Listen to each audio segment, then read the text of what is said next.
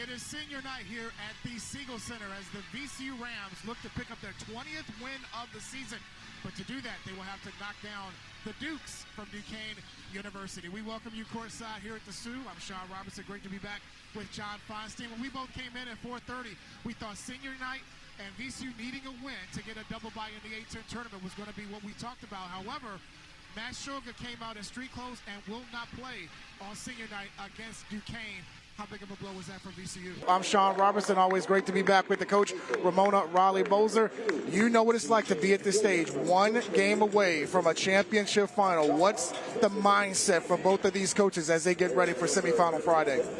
She was hurt by missed free throws in the first half. Well, she missed 3 straight. Yeah, she was 1 of 4 from the line. Now she is 2 of 6 from the stripe. Here's Walker with a chance at a three-point play. First visit back to the Siegel Center since leaving. Turnover. Rams got numbers. 3-on-1. Barristow. Hamada! Flight number 7 for takeoff. Pirates can tie or take the lead with a 3. Give it to the hot man Bannister, who strokes it from distance. He's in fuego here in this first half. Here's Maya Thomas. Game clock is under 3. Here's Gilliam, draws the foul and count the basket. Jeremiah Kendall in for Alcorn State. Good block, and wow. Thorne had his shot blocked. 3-on-1 break. They find Quaddy, who brings it home, and the foul. Warren at the stripe, 5 of 6 this afternoon. Shooting 78% on the season. First in the MEAC in free throw shooting.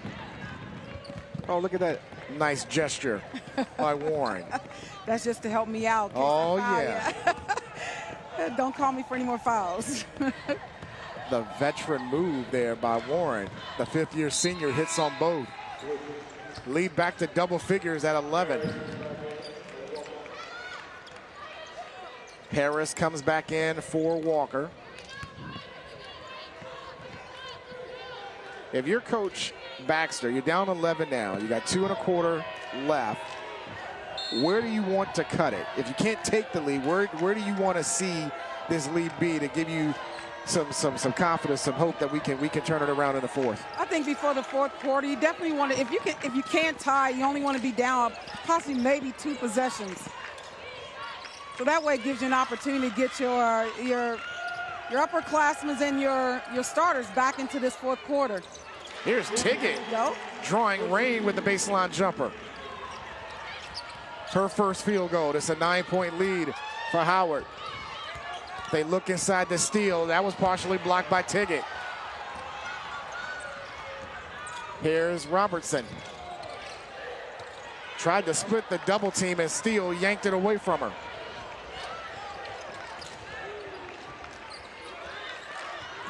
Under 2 to go here in the 3rd. The winner plays Norfolk State in the title game tomorrow. Give and go to steal, uses the power dribble, gets her own miss, and is fouled. And an unnecessary power move right there in the paint. Just go up. Definitely has a height advantage over the central defensive player. Jada Tiggett, the freshman from Winchester, California, draws her first foul. And Marissa Steele, also a member of that 21-22 championship team, will shoot 2. 21st in the conference in rebounds during the regular season. Hits the first.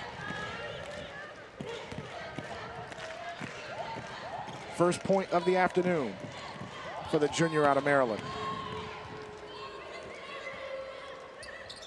Makes both. Back to a double-digit lead again at 10. Well, Central's going to need a bucket down this trip down. Coach says the goal is to get it to 2 possessions before the end of the 3rd.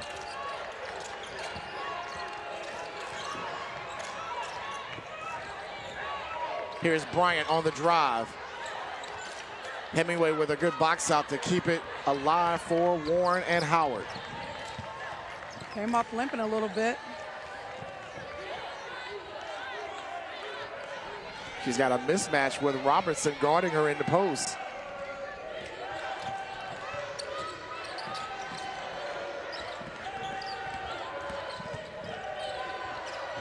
Shot clock is at 5. Warren drives and is fouled, plus the basket. We were talking about the key stat in this game that has been basically the deciding factor. Points in the paint, 34-12 in favor of Norfolk State. What does VCU have to do differently defensively to limit that the rest of the game? Well, you got to muck it up. You know, if you're letting them run their sets, what you want to do, you want to take them out of that pick. They love to run that high pick and roll. Take them out of that.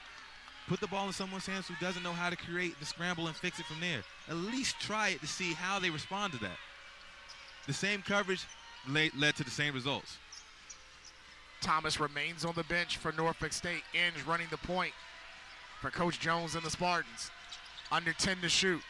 Chambers to Jenkins. Betran for 3. Halfway down. Lawal clears for VCU, trying to get anything offensively on this possession. Now, they made the scramble initially. Zeb Jackson has to make that second effort to get over there. Not worry about his man. Somebody else has to get his man. Trust your teammates. Here's Max for 3. Furman, an offensive rebound. The jump hook finds 2. Christian Furman, his second field goal attempt. He scores his 6th point along with 5 boards, and it's an 8-point Spartans lead.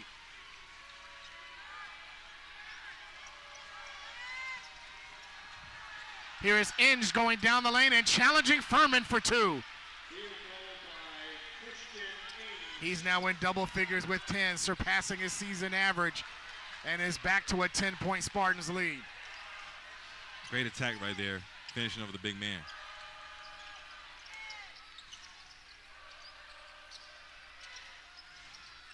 Nelson. Jackson with a good head fake on Darden.